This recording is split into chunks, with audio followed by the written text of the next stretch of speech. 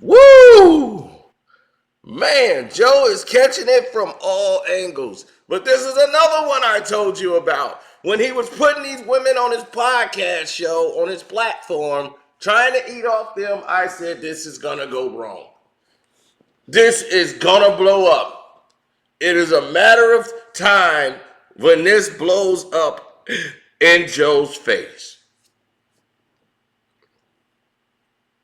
These are inspiring people who want to be seen. They want to be out there in the open. They want to be entertainers. They want their faces out there. They're going to take every opportunity. If you're Joe Budden, you know you're attracted to these type of women. Not saying he did something because he might be 100% innocent, but when they see you down and they see the chips are down, here they come.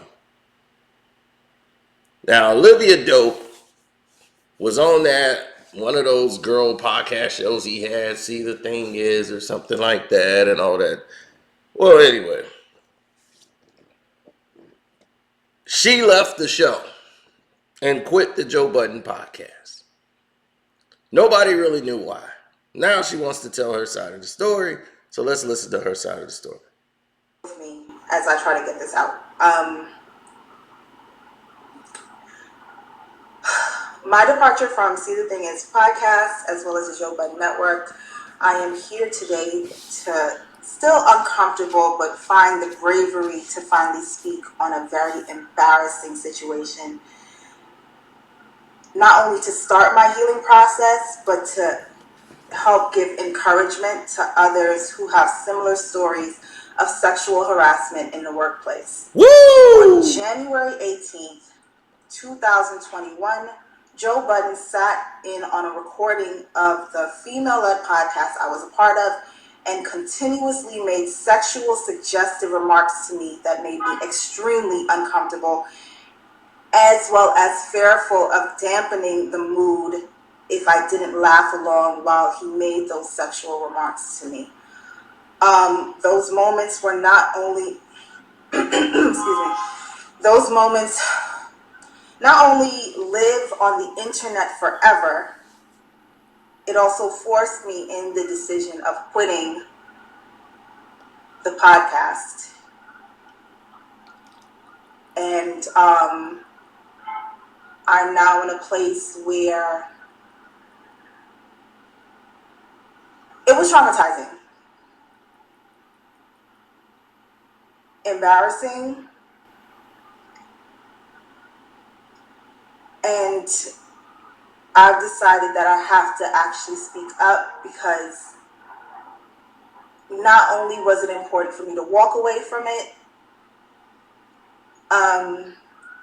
it also is important for me to speak up, not only to help heal myself, but also to probably help others in the future and let them know that this probably wouldn't be the best situation for you to enter into working with this person. I'm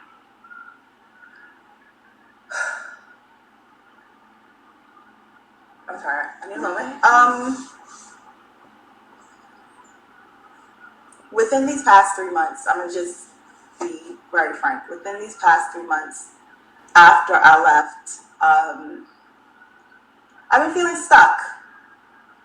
Mentally, emotionally.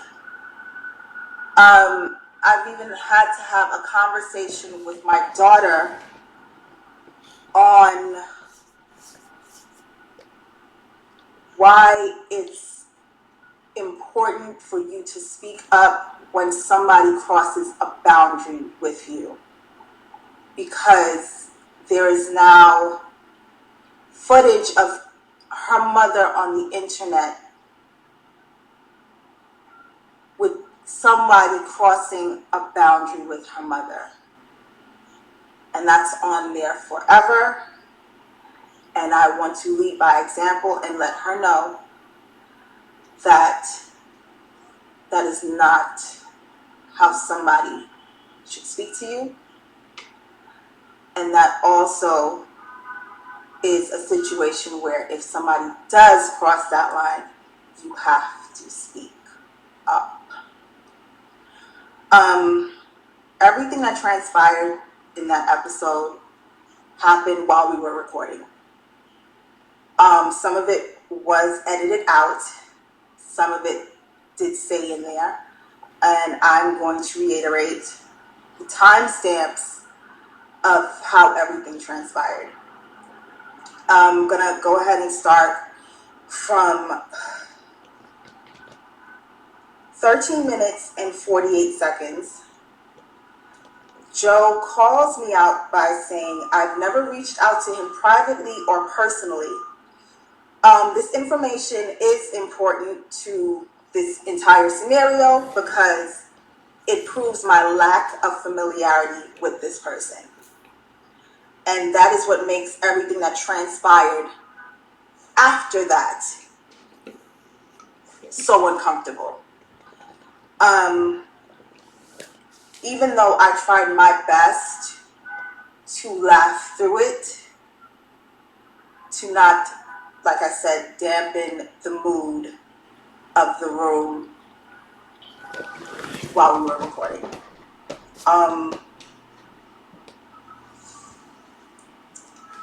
At 14 minutes 34 seconds, there's an edit in the recording because Joe says him and I should speak more because, quote, he's been wanting to fuck me since we've met. Everyone in the studio, including production staff, laughed uncomfortably while one of my co-hosts confirmed that to be true. I am mortified by this revelation, not only because it's revealed while we are amongst the presence of all of the production staff, but it's also being done while we are also recording audio as well as visual. That scene was cut out, and it jumps to Joe repeating we should speak more because we have the least dialogue. At 19 minutes and 26 seconds, another edit happens because Joe makes another suggestion to having sex with me. This is shown, Joseph makes another suggestion to have sex with me. That scene is edited out, and what is shown in right after that is me closing my eyes, saying no, and then he says, never mind. At 21 minutes, 30 seconds, Joe tells me to hit a button, bitch, because I didn't hit a sound effect fast enough. At 24 minutes and 54 seconds, Joe makes a comment that I am throwing my singleness in his face, and he thought we were going to be a network power couple. Once again, I'm trying to laugh all of this off. As it's transpiring, I reply by saying, sorry, Joe, we're not. At 25 minutes and 42 seconds, I make a comment about relationships in general within the conversation. Joe retorts that my shirt that I was wearing isn't buttoned like I'm single. Excuse me, I have to repeat that. My shirt that I'm wearing isn't buttoned like I'm single. I pause, cover my chest with my hand, and try to brush it off once again and continue the conversation. At 31 minutes, 42 seconds to about 35 minutes and change, Joe makes me feel like I'm in a hostile work environment by letting my co-hosts know that I'm carrying the group because they don't dress sexy enough. Because now, not only am I embarrassed for myself in being objectified, but also you're making other women that I have to work with on a regular basis uncomfortable by telling them they don't dress sexy enough. Like I said, this transpired while recording in front of cameras and in front of the entire production staff. So with that, I'm sorry.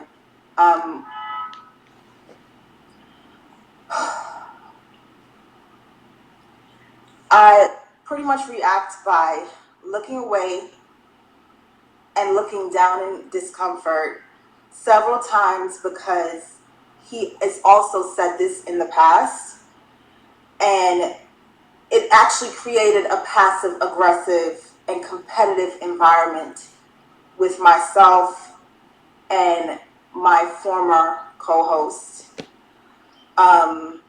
where she admittedly attempted to shut down every idea I brought to the table because it wasn't well received by Joe and Ian, his business partner.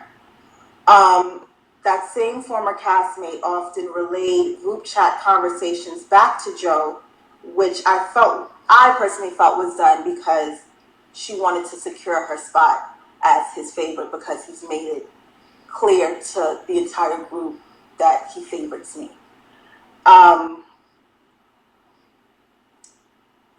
Fast forward, we usually take a pause for about 10 to 15 minutes during recording to kind of regroup and get to the next segment. During that break, I leave the studio to go inside of the green room where Joe is sitting there alone. He asked me if I was okay, and I just immediately said yes, to not even try to further any sort of conversation or uncomfortableness.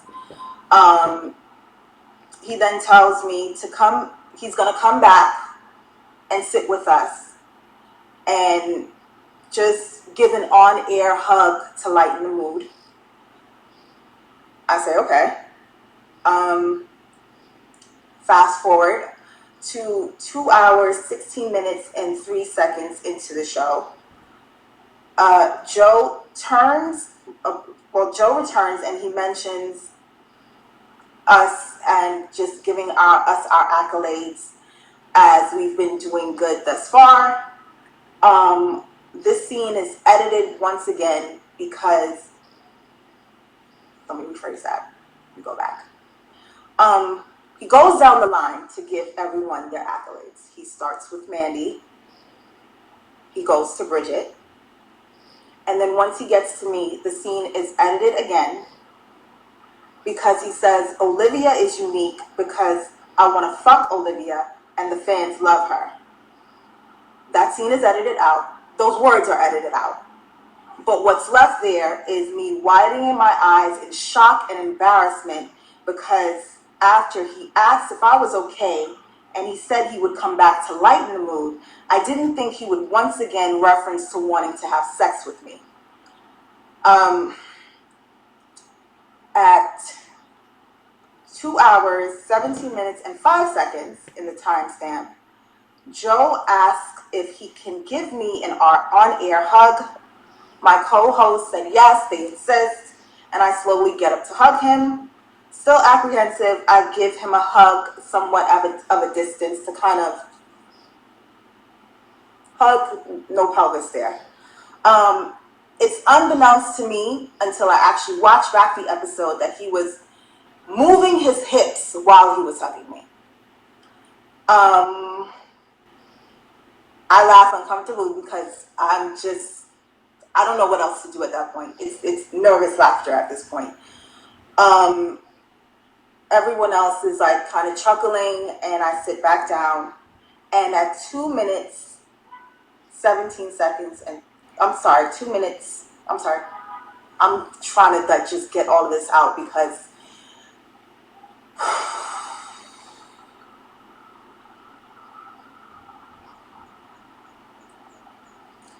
at 2 hours, 17 minutes, and 38 seconds, after I sit down after the on-air hug, I grab the microphone and I say, "This is uncomfortable."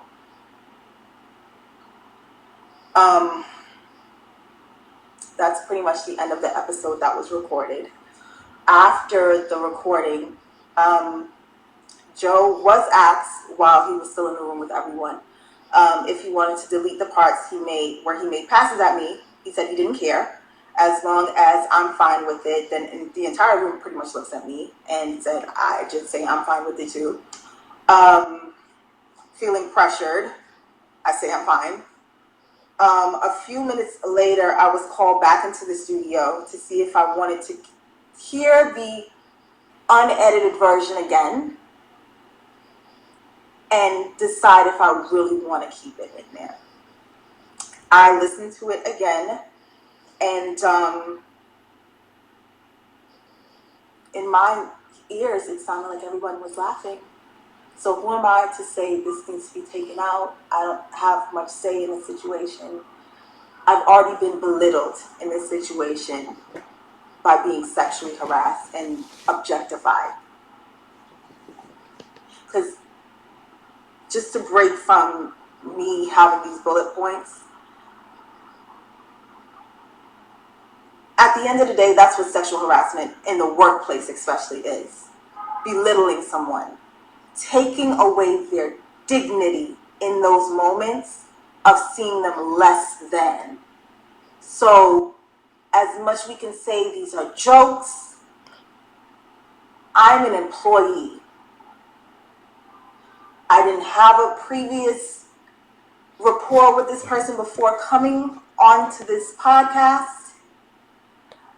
I didn't have any romantic relations with him, nor did I want to at any given point in time in my life.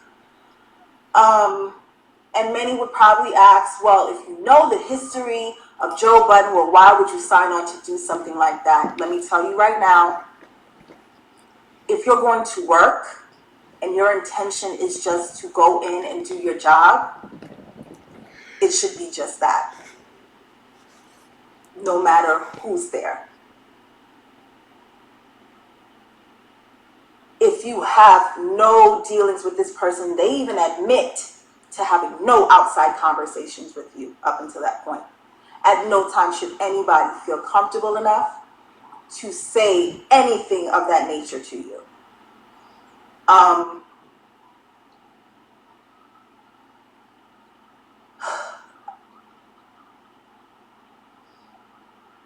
don't wish anything that happened to me in that moment on anyone because, like I said, it was extremely embarrassing. I am mortified that when people search Olivia Dope, the brand that I've spent 10 years at least building, that comes up. I am mortified that after I quit, I had to have a heart-to-heart conversation with the child I gave birth to. I'm sorry, it's not this fast. It's New York. It's New York. I am mortified that I had to have a conversation with the child that I gave birth to because she can find it on the internet. Her friends can find it on her teachers can find it on the internet and say, look, that's your mother being belittled and sexually harassed and called a bitch. And I had to explain to her that is not how someone speaks to you. And told her, if someone does do that, you have to speak up. But I didn't myself speak up until this point. So I was being a hypocrite. How can I tell my child when someone sexually harasses you, you have to tell someone you have to speak up, and I'm not doing the same thing? So that is literally why I'm here today, to speak up for myself, start my healing process, like I said, and continue on with using my voice. There was attempts to intimidate, attempts to silence me. I can't be silenced. I absolutely cannot. After listening to the recording again, Joe wasn't there. I listened to the recording with some of the production staff members. Once again, everyone, chuckled. So I'm like, well, I mean, if everybody's chuckling, just keep that in there. It wasn't until one of my castmates, Mandy, informs me that although the audio sounds funny, I looked uncomfortable. She looked over me and she saw that I was uncomfortable. So she suggested that we shouldn't keep those moments in the episode. And I agreed because I was uncomfortable. So they were edited out.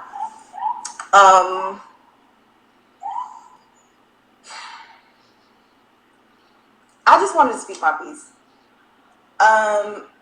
It was really, really hard to even get up to this point. Sorry if I had to speak slow. Sorry if I had to stutter, and I just really had to take the time to really formulate what I was going to say and how I was going to say it, because there's so many thoughts that go through my head about this whole scenario, about the situation, that it's been hard to even get it out in front of this camera right now.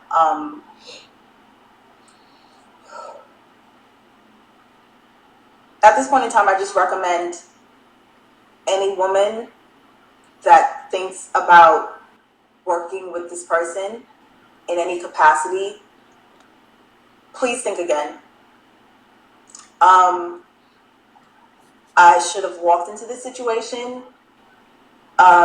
doing a bit more research on how work environments are with him. I should have taken heed to the accusations that have been in the past, even though they are more so in his personal life. Those should have been red flags for me as well. But at the end of the day, regardless of all of that, no one should ever feel comfortable enough to speak the way that person spoke to me. Ever. No one should ever feel comfortable enough to make a workplace environment completely hostile and toxic the way that person did.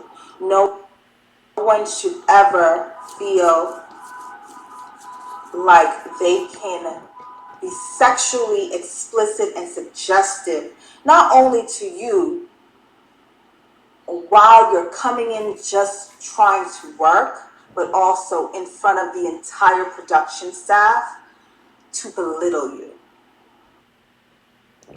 Well, let's go there because we're basically at the end of it. Everybody wants to know, do I believe her? Do I don't believe her? My thing is this. Joe Budden did everything she just said he did. That's what I believe. So, yes, these women do want to be famous. They want to do all these things. They want to be in a certain platform, but this is all calculated. This is coming out when the chips are down. She could have did this 2 weeks, 3 weeks after she was gone. There are more reasons as to why she's not there. This was probably the main sticking point. Now, no one walks away from a bag unless it's got to a point where you can't be there anymore. This is what I always tell you about Joe. I've said it 1,000 times. Hopefully somebody listens. Joe Budden has never had any luck when it comes to relationships. They are always toxic and he always chooses the wrong people. I'm not saying it like I'm perfect. I'm saying because I seem to have this same flaw. Except for unlike Joe, I'm not trying to wife them.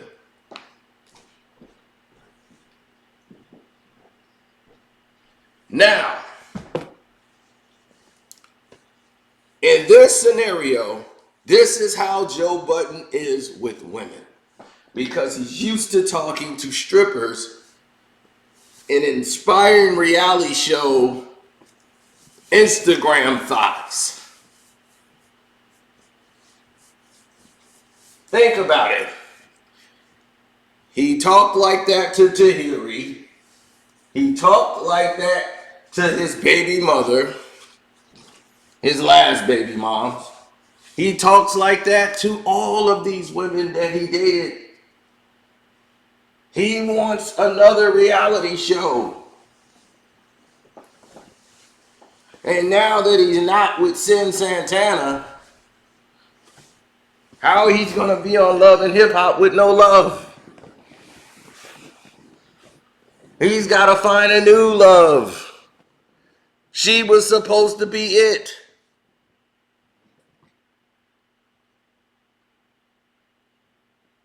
So you're willing to compromise your business and your so-called network, the Joe Budden Network.